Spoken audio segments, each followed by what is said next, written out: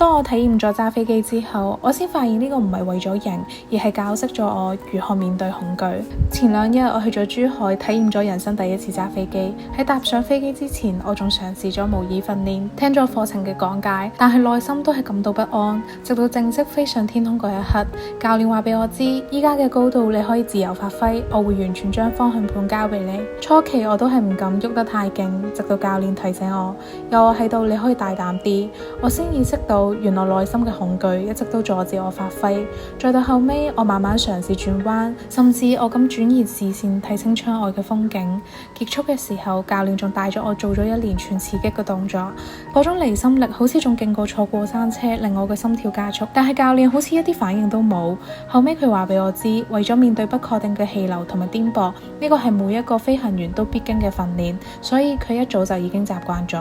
嗰一刻我先明白，原來想成功做成一件事，靠嘅唔係避免失敗同埋恐懼，而係勇敢嘅直視佢哋。